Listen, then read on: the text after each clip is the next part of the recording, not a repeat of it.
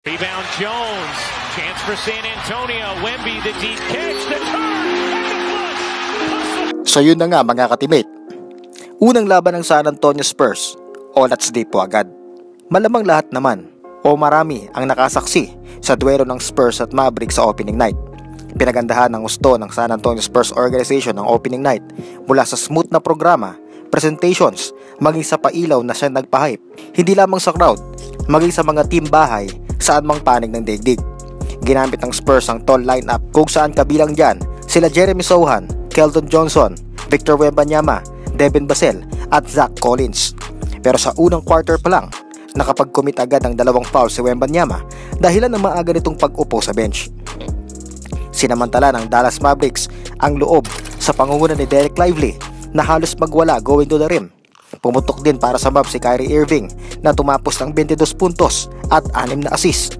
Bumuhat din si Luka Doncic sa kanyang triple-double performance with 33 points, 10 assists at 14 rebounds. Bawat ipapasok si Victor Wembanyama ay kundi error ang makuha ay mga unwanted fouls na siyang nagpo-force sa rookie para magstay sa bench. Buong first half ay nakapagtala lamang ito ng 6 points, bagay na ininda ng San Antonio Spurs sa kabuuan. Kuha agad ng NBA ang kahinaan ni Wemby, pasabitin lang para maagang ma-foul trouble, at dahil doon, masisira ang momentum ng bata hanggang sa maparalisa ang opensa ng Spurs. The good thing is, nag-step up sila Devin Vassell, Keldon Johnson at Zach Collins para manatili ang pintig ng pulso ng Spurs kontra Mavericks. Ang komento ko sa Jeremy Sochan experiment ay ganito: hindi maaaring sandalan ang theory na ito sa endgame, at para sa akin, kailangan pa rin ang presence ni Tre Jones sa loob para makapag-execute ng play at makapag-design ng opensa. Yun ang hindi nagagawa ni Jeremy Sochan dahil hindi naman ito lehitimong point guard. Lalo na sa fourth quarter, kailangan talaga ang serbisyo ni Tre Jones. Pero ang isa sa nakita kong advantage ay si Victor Wembanyama sa fourth quarter, mga ka-teammate. Yes, nasira ang laro niya sa 3 quarters, pero hindi ito pumayag na hindi makabawi sa last frame. Imagine, kung hindi na foul trouble si Wembanyama, kumusta kaya ang Mavs?